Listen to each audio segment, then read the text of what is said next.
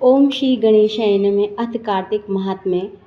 श्री लंबोदर गजबदन जय जय श्री गणेश। विघ्न हरण मंगल करण काटो सकल कलेश प्रथम मैं तुम्हें मनाऊं। पान फूल मिष्ठान सभी सामान चढ़ाऊं। दो विद्या का दान ज्ञान अज्ञान कहाऊं। रखना मेरा मान चरणों में माथ नवाऊं। स्वर की दाता सरस्वती धरू तुम्हारा ध्यान। चारणी ब्रह्माणी करो मुझको आज प्रदान। गुरु गोविंद के गही चरण न्याऊं चरण माथ। दीनहीन जन जान के रखो शीश पर हाथ। प्रथम अध्याय। एक समय नैमिषारण्य तीर्थ पर विश्राम करने के बाद 88,000 ऋषि मुनियों के मध्य श्री वेद व्यास जी के शिष्य श्री सूत ने ऐसे विराजमान थे जैसे 9 लाख तारों में चंद्रमा। 4 वेद 6 शास्त्र और 18 पुराणों के गाते श्री सूत जी ने 88,000 ऋषि मुनि से कहा, हे मुनिश्रेष्ठ, हे श्री सूत जी, आप कृपा करके हमें कोई ऐसा सरल उपाय है जिससे हमारी इस महाघोर कलयुग के प्रहार से रक्षा हो सके। समस्त ऋषि मुनियों के मुख से बात सुनकर श्री सूत जी बोले कि तुम्हारी श्रद्धा तथा प्रभु भक्ति को देखकर मेरा हृदय प्रसन्न है। इसी साथ में तुम्हें कार्तिक महात्म्य की पावन कथा सुनाता हूँ, जिसके सुनने से इस कली काल में मनुष्य के समस्त पाप नष्ट हो जाते हैं और मनुष्य इस लोक में सुख होकर अंत में वैकुंठ पास पाता है। सो आप सावधान होकर सुने। एक समय जब संसारी जीवों का भला चाहने वाले ब्रह्मा के पुत्र श्री नारद मुनि ब्रह्मलोक में पहुंचकर जगत रचिता श्री ब्रह्मा जी को नतमस्तक प्रणाम करके विनीत भाव से पूछने लगे कि हे श्री पिता, मैं कृपा करके आपको ऐसा धर्म उपदेश सुनाने की कृपा करें जो इस महाकली काल में सब पापों को नष्ट करके मोक्ष देने वाला हो। नारद जी की श्रद्धायुक्त बात सुनकर श्री ब्रह्मा जी बोले, हे पुत्र, तुमने संसार के कल्याणार्थ जो बात पूछे सो तुम्हारे भगवान के चरणों में सच्ची श्रद्धा भक्ति देकर मैं तुम्हें कार्तिक मास की पावन महात्म्य कथा सुनाता हूँ, जिसके पढ़ने श्रवण करने से मनुष्य के समस्त पाप नष्ट हो जाते हैं, संसार में सुख होकर अंत में वैकुंठ को जाता है। कारण कि कार्तिक भगवान को अति प्रिय है। कार्तिक मास का किया हुआ दान नियम संयम भगवत कीर्तन अत्यंत फल प्रदान करते हैं। कार्तिक मास में भगवान का गुणगान सब प्रकार से फलदायक होता है। कार्तिक मास में भगवान के प्रति किया करते सबसे बढ़कर होता है। इससे बढ़कर कोई भी तप और यश नहीं आता। तुमने संसार की भलाई के लिए बहुत उत्तम प्रश्न किया है, सो मैं पुण्यदायिनी कथा कहता हूँ। अब तुम श्रद्धा युक्त होकर सावधान होकर सुनो। मैं विधि सहित वर्णन करता हूँ। व्रत करने वाले मनुष्य को प्रातःकाल ब्रह्म मुहूर्त में होकर 140 निमित्त 12 अंगुल लंबे सुगंधि युक्त वृक्ष का दातुन करना चाहिए। परंतु याद रही, श्राद्ध, सूर्य अथवा चंद्र ग्रहण और एकदम अमावस्या, नवमी, छठ, एकादशी, रविवार को दातुन नहीं करनी चाहिए। जिस दिन दातुन नहीं करनी उस दिन पानी से 12 को लेकर के मुंह को साफ कर लें। जब 2 घड़ी रात्रि जाए तो काले तिल, चंदन, चावल, कुशा लेकर तालाब, कुंड, नदी, संगम किसी भी तीर्थ स्थान पर पहुंचकर हाथ जोड़कर प्रार्थना करें कि हे भगवान, आप एवं श्री लक्ष्मी जी को प्रसन्न करने के मैं समस्त कार्तिक में स्नान करूंगा। इस प्रकार प्रतिज्ञा करके श्री गंगा जी, श्री शिव, सूर्य, विष्णु नारायण का ध्यान करके नाभिन पर्यंत जल में प्रवेश करके अच्छी तरह से स्नान करें। फिर जल से बाहर निकलकर देवता ऋषि पितरों का तर्पण करें। स्नान करके भेड़ बकरी की दूध से बचना चाहिए। छींक, थूक, कुत्ता, कौवा, ऊंट आदि से भी बचना चाहिए। यदि भूलवश किसी का स्पर्श या पुण्य स्नान करना चाहिए। मिथ्यावादी नीच प्रवृत्ति वाले आदमी से वार्तालाप नहीं करना चाहिए। उसके बाद षोडशोपचार विधि से श्री भगवान की पूजा अर्चना करें। भगवान का देव प्रार्थना करें, भगवान आप श्री राधा श्री मेरे अर्घ्य को ग्रहण कीजिए। इस प्रकार प्रार्थना करके उपाय पाद्य अर्घ्य आचमन स्नान वस्त्र चंदन अक्षत पुष्प धूप दीप नैवेद्य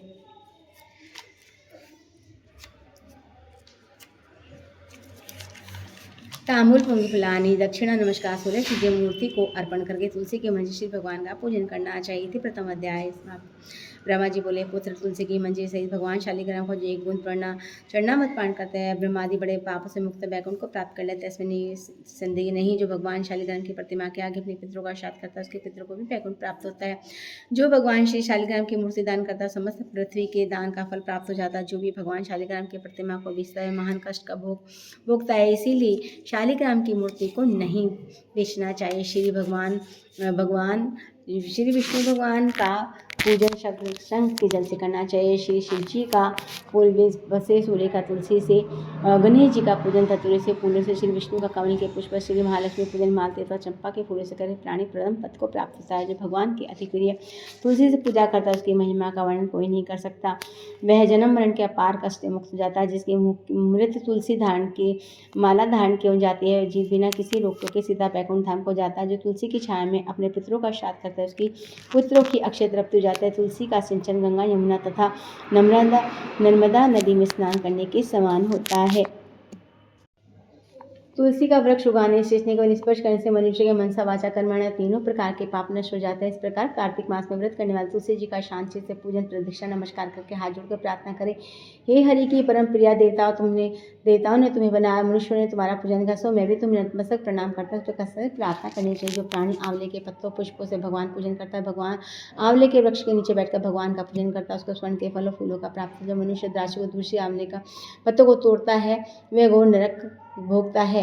मनुष्यों को चाहिए कार्तिक मास में आंवले के फल, तुलसी गोपीजन, चंदन की माला धारण करे, ऐसा करने से जीव मुक्त हो जाता है। व्रत करने वाला मनुष्य भोजन के पश्चात चंदन, पुष्पान, दक्षिणा ब्राह्मण को संतुष्ट करे। संपूर्ण कार्तिक में पृथ्वी पर शयन करे, ब्रह्मचर्य केवल 1 मास पत्तल में भोजन करे, मौन व्रत धारण करे। प्राणी की वीर धीर क्रांतिवान जो मनुष्य समय आंवले के वृक्ष के नीचे कार्तिक मास भोजन करता है, वह समस्त पाप क्षय हो जाते हैं। व्रत करने वालों को शहद, कांजी, दाल, तेल, कच्चा भोजन, तुलसी का अंततः कोई भी तामसी बुरी नामों का भोजन नहीं करना चाहिए। रविवार को आंवला खाना भी वर्जित है।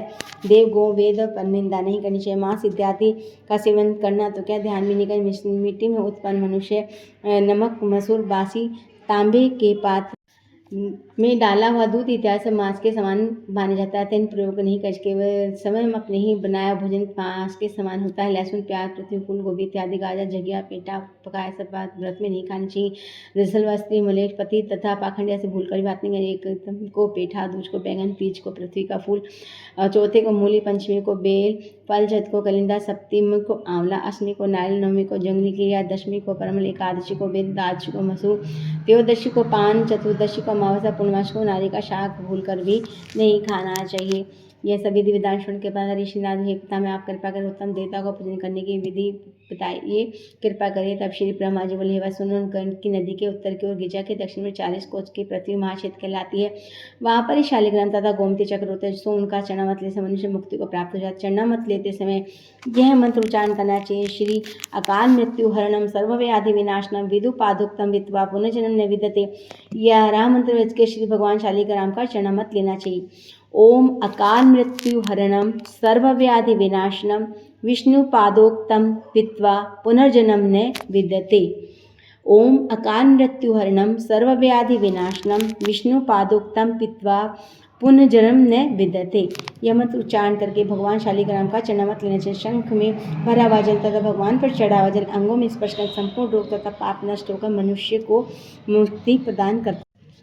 जिस गोमती में एक चक्र सुदर्शन, जिसमें 2 चक्र नारायण, जिसमें 3 चक्र उसमें अचोदश, जिसमें 4 चक्र जनार्दन और जिसमें 5 वासुदेव, 6 चक्र प्रद्युम्न, 7 चक्र वाले को संकर्षण, 8 चक्र वाले को नरकुबर, 9 चक्र वाले को व्यूह, 10 चक्र वाले को दशावतार कहते हैं। इन सबके दर्शन करके मनुष्य मोक्ष को प्राप्त हो जाता है।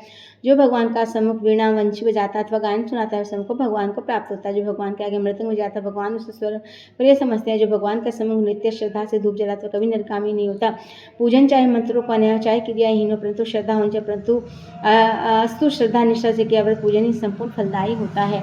अतः 14 अध्याय तीसरे अध्याय को सुनकर नारद जी ने श्री ब्रह्मा जी कहे, हे तात, अब कृपा करके मुझे कार्तिक में जो दीप दान दिया जाता है सो उसका महात्म्य सुनाने की कृपा करें। नारद जी के पास सुनकर श्री ब्रह्मा जी बोले, हे पुत्र, दीप चाहे स्वर्ण का हो, चांदी का, तांबे अथवा मिट्टी का, अपनी श्रद्धा के अनुसार कार्तिक मास में दान करना चाहिए। कार्तिक में दीप दान करने से समस्त पापों का नाश हो जाता है। दीपक भगवान की मूर्ति का गया तुलसी के समीप चौक में तो ब्राह्मण के घर में, वन में, वृक्ष के नीचे, गौशाला, धर्म के ताक में घृत तेल का जलाया जाए। जो दीप ब्राह्मण के घर जलाया जाए तो उसको अग्नि, स्टोम, फूल और जो ऊंचा आकाश में दी जन को धन की वृद्धि होती है और वैकुंठ निवास मिलता है। दीप जलाते समय भगवान से प्रार्थना करें, हे भगवान, मैं आपके निमित्त दीप जलाता हूँ। कार्तिक में मथुरा, माघ में प्रयाग, वैशाख में हरिद्वार स्नान निवास करे तो ये अति उत्तम है। जब सूर्य, तुला, मकर, मेघ राशि उसके किए जाने वाले नियम व्रत पूजा बहुत उत्तम फल देने वाले महीनों में किए हुए व्रत, दान, शुभ कर्म सब पापों का नाश हो। इस प्रकार भगवान भास्कर के उदय होने से अंधकार का नाश हो जाता है। व्रज और प्रवर से गरुड़ के भय से सर्पों का, पवन से मेघ का, ध्यान से दुख का, शी के भय से मृगों का नाश हो। इस प्रकार श्री मथुरा जी के दर्शन मास से पापों का खात्मा हो जाए। कार्तिक मास में स्नान, जागरण, दीप दान, तुलसी सेवन, भगवान के मंदिर में मार्जन, झाड़ू लगाना, गाना, भगवान की कथा सुनना, सुनाना, कीर्तन करना सब शुभ कार्य हैं जिनके करने से श्रेष्ठ फल प्राप्त होता है। पूर्व जन्म में पापों का प्रायश्चित करने के लिए कुछ न कुछ व्रत, दान, भजन, पूजन करना अति उत्तम है। श्री ब्रह्मा जी के मुख से कथा श्रवण के बाद नारद जी ने पूछा, हे ब्रह्मा विधाता, पूर्व जन्म के पाप किस प्रकार से जाने जा सकते हैं? सुनने की इच्छा है, जो पाप करके सुना दीजिए। ब्रह्मा जी बोले, हे पुत्र, ब्रह्म हत्यारा, क्षय रोगी, गुरु स्त्री गमन करने वाला कुष्ठ, श्रवण चोर के नाखून खराब हो जाते हैं तथा मदिरा पीने वाले के दांत खराब हो जाते हैं। इस प्रकार पूजन के पापों से मनुष्य पहचान जाते हैं। सब दान तपस्या के साथ निवारण हो जाता है। अब हम आगे बता दी कहते हैं, इस समय भोजन करने 3 दिन सायकाल, 3 दिन प्रातः भोजन का, अति कठोर सायकाल में 12 मास प्रातः काल में 26 ग्रास अथवा 24 ग्रास खाने से अति कृष्ण व्रत कहा गया। 3 दिन खाए फिर 3 दिन उपवास करे, ये भी अति कृष्ण होता है। साय काल में 1 ग्रास और प्रातः काल में 1 ग्रास, फिर 2 दिन बगैर मंगाओ, 2 दिन तक उपवास अति कृष्ण व्रत कहलाता है। 21 दिन तक केवल दूध या पानी पीता रहिए, कृताशी कृष्ण व्रत कहलाता है। 12 दिन उपवास करने का पुराक व्रत कहलाता है। 4 दिन कुछ नहीं खाना, फिर सत्तू खाना, फिर छाछ पीना, उसके पश्चात ब्राह्मण को दक्षिणा देना सोम व्रत कहलाता है। इस प्रकार 12 दिन करना, 12 व्रत कहलाता। तुला पुरुष का दान करना, घृत गोघृत गोबर दूध दही कुशा का जल पीना। दूसरे दिन उपवास करना कृष्ण संत कहलाता है। तीसरे दिन गोमूत्र, 3 दिन गोबर, फिर 3 दिन दही, फिर 3 दिन दूध, फिर 3 दिन घी खाने से संपन्न होता है। समस्त पापों का नाश करने वाला होता है। इस प्रकार गुलर कमल पेड़ के पत्ते कुशा का जल प्रतिदिन पीना उनको व्रत कहलाता है। 3 दिन उपवास करके पहले लिखी वस्तु को पिए पूर्ण व्रत करते हैं। यदि पका हुआ दूध घी जल लेके प्रतिदिन पिए, 1 दिन उपवास करे से तप्त कृष्ण व्रत कहते हैं। जब जल दूध या घी तपाकर 3 दिन पिए और एक समय स्नान करें, वह भी तप कृष्ण होता है। इसका प्रमाण पानी 8 तोला, दूध 12 तोला, घृत 4 तोला होने से कार्तिक शुक्ला चतुर्दशी को भगवान का पूजन करना चाहिए। उस रात्रि को उपवास करके जल में स्थित होकर करें, पेट जलकर कृष्ण व्रत कहलाता। जो इस व्रत को करता है वैकुंठ को प्राप्त कर लेता है। और कार्तिक शुद्ध सप्तमी को घी खाकर फिर एकादशी को उपवास पितामह कृष्ण व्रत कहलाता है। यह पितामह कृष्ण व्रत के भगवान श्री कृष्ण तक पूजन करे तो करने वाले तीनों लोक में पवित्र होकर वैकुंठ को प्राप्त कर लेता है। कार्तिक शुद्धि छठ से 3 दिन केवल दूध पिए और फिर नवमी के दिन 3 दिन उपवास करने से महीन कृष्ण व्रत हो जाता है। इसे करके मनुष्य दुर्लभ वैकुंठ में वास पाता है। 3 दिन अन्न भक्षण करे, 3 दिन उपवास करने से पत्र पंचक व्रत हो जाता है। इसे वैष्णव व्रत के कहते हैं। प्राणी से पंचमी केवल दही खाए, फिर काशी द्वादशी भगवान का पूजन करे तो परम कृष्ण व्रत कहलाता है। इसके कहने से श्वेत द्वीप का वास होता है।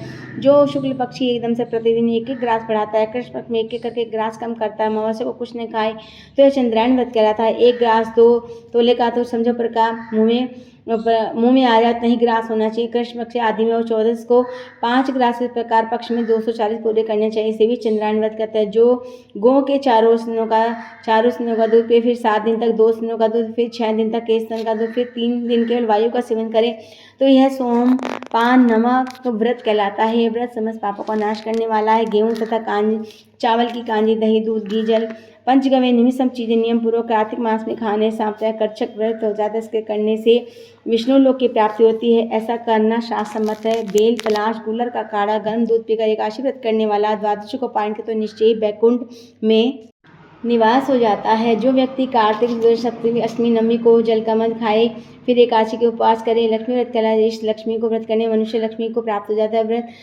करने वाले को भगवान के वैकुंठ लोक में वास मिलता है। प्रातः काल में 4 ग्रास, साय काल में खाने से चंद्रायण कहलाता है। कार्तिक शुद्ध